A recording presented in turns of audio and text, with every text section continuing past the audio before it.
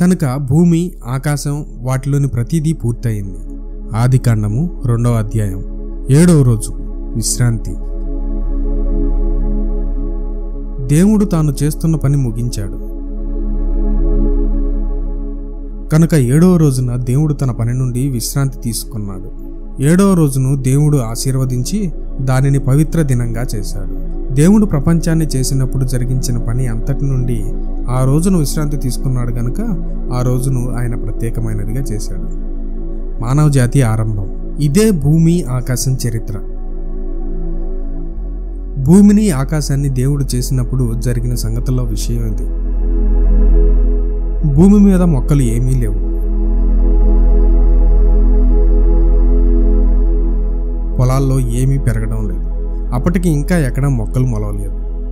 అప్పటికి భూమి మీద ఇంకా వర్షం యెహోవా కురిపించలేదు.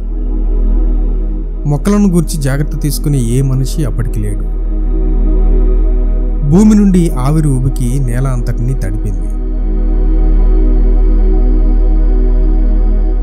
అప్పుడు యెహోవా దేవుడు నేల నుండి మట్టిని తీసుకుని మనిషిని చేశాడు. మనిషి నాసికారంధ్రాలలో జీవవాయువును దేవుడు ఊదగా మనిషి సజీవుడయ్యాడు.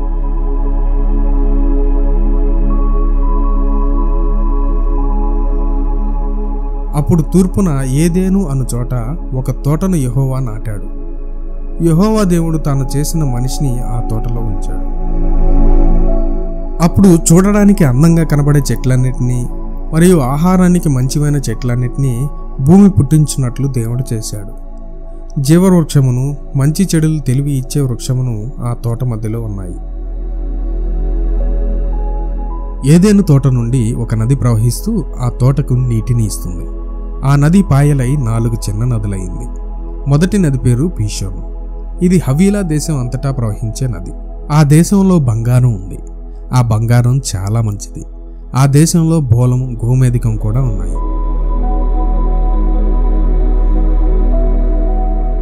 రెండవ నది పేరు గీహోను. ఆ నది కూషు దేశం అంతటా ప్రవహిస్తుంది. మూడవ నది పేరు హిద్దికేలు. ఆ నది అషూరు తూర్పు దిక్కున ప్రవహిస్తుంది. 4వ నది యూఫ్రటీస్. మనిషిని ఏదైనా తోటలో యెహోవా దేవుడు ఉంచాడు. మొక్కలు నాటి తోటను గురించి శ్రద్ధ తీసుకోవడం మనిషి పని. యెహోవా దేవుడు మనిషికి ఈ ఆజ్ఞ ఇచ్చాడు: ఈ తోటలోని ఏ చెట్టు ఫలమునైనా నువ్వు తినవచ్చు.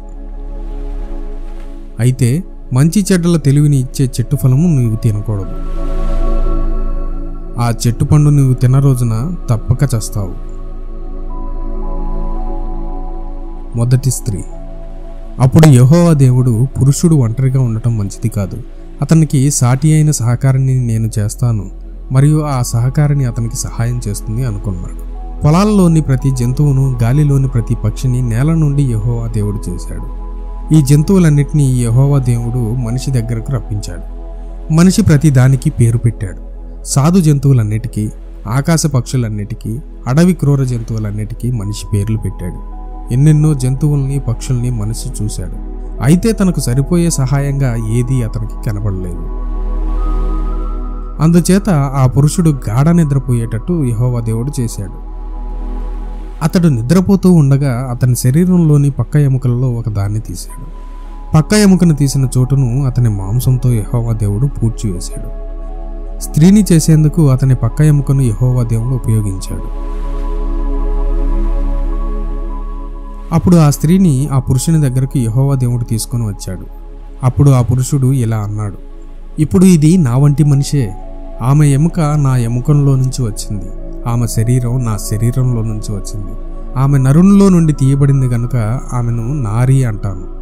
ఇందువల్ల పురుషుడు తన తండ్రిని, తన తల్లిని విడిచి తన భార్యను హత్తుకుంటాడు. వాళ్ళిద్దరూ ఏకమవుతారు.